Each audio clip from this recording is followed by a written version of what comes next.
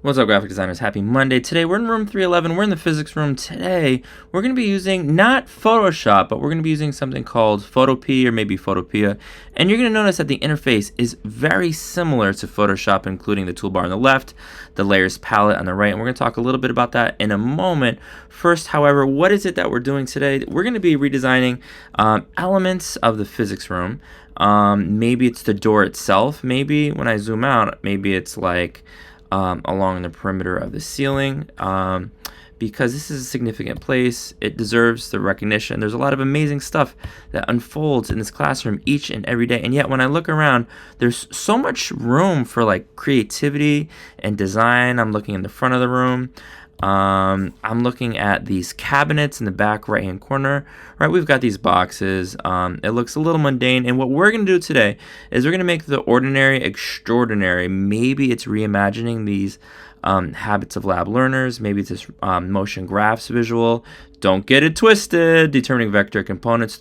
There's so many ways that you can share your skill set with the school this year. So here is what I know. I know that I found this fun physics alphabet that maybe we also want to work on. I also know, big idea for today, we're going to be thinking about font pairings. We're going to be thinking about like, juxtaposing two different fonts that are different in terms of size. There's lots of contrast. And I actually created this last year sitting next to Gabby Ross. We're going to be using maybe the lemon milk and autography font on a interesting and pretty background. This skyline in New York City is what many of us will be seeing tomorrow. Thank you to those of you who brought in your permission slips. A little sneak preview. Here's some inspiration. Likewise, this visual right here, and you're probably thinking, all right, Dros, we got some really fun examples from the physics class, right? Maybe it's this vector components poster, or maybe it's a motivational quote. At any given moment, you have the power to say, this is not how the story is going to end. Ooh, that's deep. I like that. What about this? All we have to decide is what to do with the time that is given to us.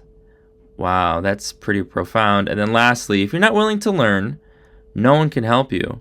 If you are determined to learn, I'm going to italicize that. If you are determined to learn, no one can stop you. This is of particular significance to, I think, some of you guys in this class. You guys, so much room for opportunity. So let's return to this sort of bootleg version of Photoshop. It's called photopea or photopea. You'll notice that I've got some fun fonts in a moment. I'm going to show you how to install those fonts. And we've got lots of tabs, right? So if I click on File New, right, on the left side, the interface is a little different. I'm going to drop down to where it says Letter. And then I'm going to swap the width and the height so it's in landscape mode. And we've got all these templates over here, which you can sort of experiment with. But we don't want that. We're going to simply press Create. And I'm going to press Command 0, and that maximizes itself on the screen. And here is what I'm going to do now. If I click on this little icon right here, this is the layers icon, and this looks familiar. We know that we can create new layers. And if I press the letter B for brush, and we know that we can paint, we can do something like this. I'm going to press not Command T, but Command Option T. I'm going to increase the size. We can rotate. I'm going to press check to confirm. And if we decide we don't like that, we can delete. I'm going to jump to this other tab with these very amusing looking gentlemen. On the left side of the screen, I notice that we've got all these different selection tools, including the quick selection, object selection. If you right click the rectangular marquee, aka the rectangular select, you can also find the lasso tools. So what I'm going to do is make sure that I'm on the right layer. I'm using just the regular lasso. I'm making a quick selection. You're not going to see the ants running. Instead, what we're going to see is what sort of a static version of the ants running. I'm going to press Command C, Command V, and then press not Command T. And I actually tend to do that a lot. It's Command Option T to increase the size. We got something that looks a little bit like this. I know that we can apply blending modes. We can adjust the opacity. There's so much that we can do. Last thing, ladies and gentlemen, I'm going to go to a new tab, and I'm going to type in photopea.com. And when we go there, as we will in a moment, I'm going to X out this window, and I'm going to click the red account visual at the top. We're going to want to log in. And we're going to log in with Google. That's going to be your NYC lab account. I'm just going to use my other Gmail account. And when we do that, boom, we're done. And now we can create a new project. We're going to select, I'm going to click print, letter, swap the height and the width. I'm going to press create. And then last but not least, ladies and gentlemen, you guys, you're going to go to defont.com. I know that many of us had a lot of fun in the eroded section last week, right? What if I clicked on horror? This is scary. I'm going to return to top. I'm going to type in physics, and I'll recall that. Yikes.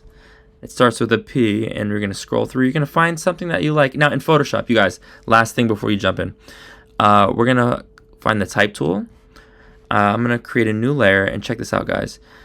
If you select where it says Deja Vu Sans at the top, that's going to give you an opportunity to load a font. We've got lots of fonts we can choose from, but we know they're always more fun at defont.com. So I'm going to left click, load font. That's how we're going to install fonts.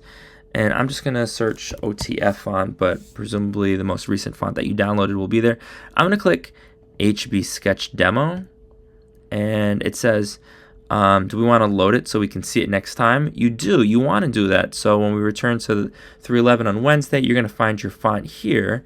And so now I'm going to press T, and I'm going to start typing. I'm going to press Command A. I'm going to change this from 24 to 150. Check to confirm. And now we're going to change that font to, what was it called? Started with the letter H, and my mind is blanking. It doesn't matter. What does matter is you'll be able to find that font. It's there.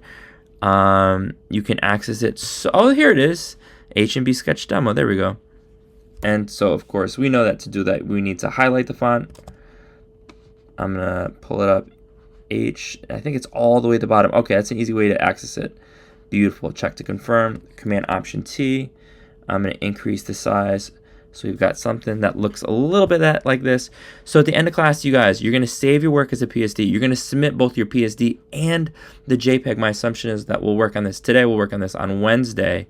You're using font pairings and interesting fonts to reimagine elements of room 311, inspirational physics quotes. Let me know if you guys have any questions.